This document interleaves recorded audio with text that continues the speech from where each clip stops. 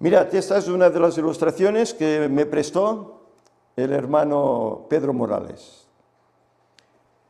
Filipenses 2:7 dice, sino que se despojó a sí mismo tomando forma de siervo, hecho semejante a los hombres. En el Strong, esta palabra semejante es homoioma, que significa en su definición forma, abstracto, parecido, semejanza. Y luego tiene otras definiciones en la Reina Valera que es semejante, semejanza. No dice en ningún momento igual, dice semejante, parecido, pero no dice que es igual que los demás hombres. Él dice, esta también es una ilustración de él, dice, la historia se vuelve a repetir. Pese a las citas inspiradas que se presentan, muchos adventistas insisten que Cristo nació en pecado y con tendencia al mal. Muchos adventistas, y son adventistas. En teoría tienen nuestra misma fe, que también somos adventistas. Pero me gustaría saber quién es más adventista. ¿Quién es el adventista auténtico? ¿Si aquellos o nosotros? Ellen White escribe en manuscritos inéditos, debe ser, porque aquí pone inéxitos, debe ser inéditos, tomo 5, página 272. Dice, cuando Cristo estuvo en esta tierra, la gente se apiñaba para escucharlo. Tan sencillas y claras eran sus palabras que aun los iletrados podían entenderlo. Y sus oyentes escuchaban embelesados, lo cual enfurecía a los escribas y a los fariseos. Se llenaron de celos a causa de que el pueblo escuchara con tanta atención las palabras de este nuevo maestro. Claro, les estaba quitando su lugar, Resolvieron quebrar su influencia sobre las multitudes.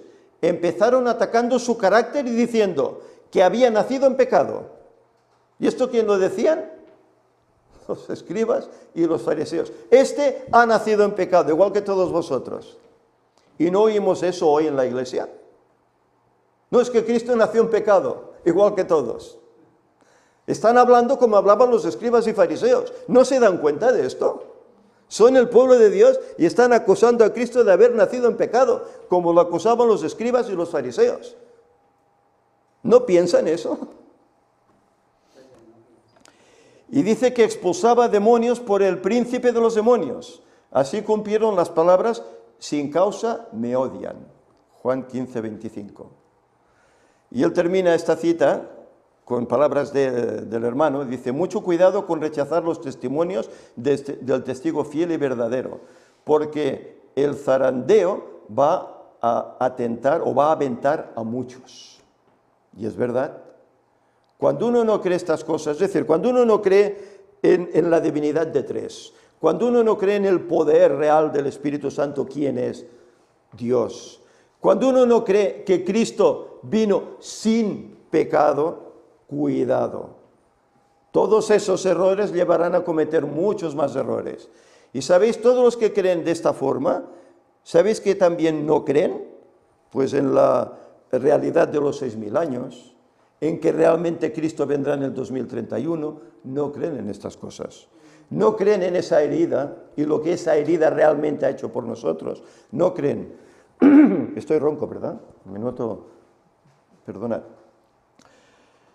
Pues hay todos esos problemas cuando se rechazan esas verdades esenciales. Y lo negativo es que se llaman pueblo de Dios.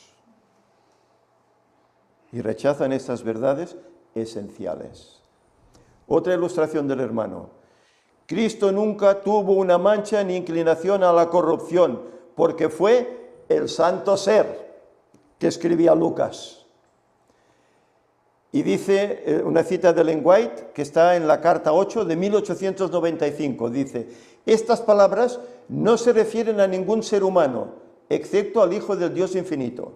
Nunca, de ninguna manera, dejes la más mínima impresión en las mentes humanas de que una mancha o inclinación o la corrupción descansaba sobre Cristo. Nunca permitas que se diga, ni pienses, que una corrupción de mancha de pecado estaba en Cristo, o inclinación, o que Él de alguna manera cedió a la corrupción. Nunca. ¿No dijo Él, el diablo no tiene nada en mí? ¿Por qué dijo el diablo no tiene nada en mí? El diablo tiene contra nosotros porque hemos pecado, pero contra Cristo tenía algo. Él mismo dijo, no tiene nada en mí.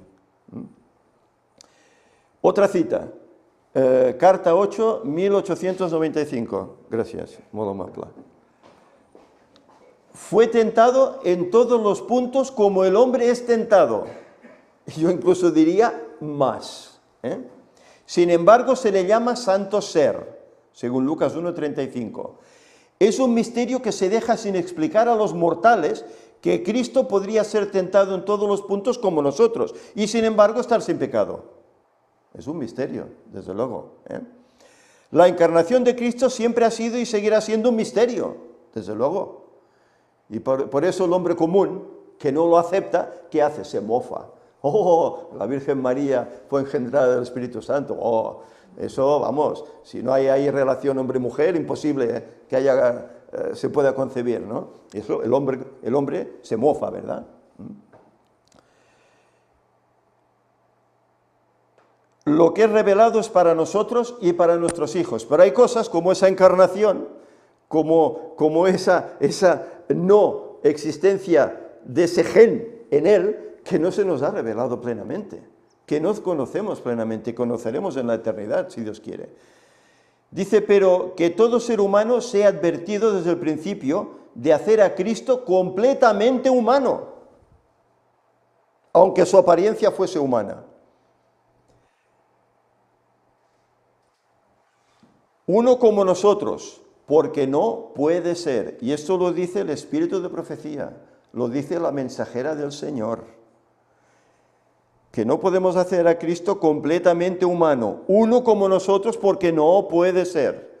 El momento exacto en que la humanidad se mezcló con la divinidad no es necesario que lo sepamos. Debemos mantener nuestros pies sobre la roca, Cristo Jesús, como Dios se le reveló a la humanidad. No podemos plenamente comprender cómo pudo ser hecho esto. Cómo Él, siendo Dios, nace aquí como una molécula, ¿verdad? Como nacemos nosotros, como un bebé, como un hombre más en este mundo. No podemos entender esto.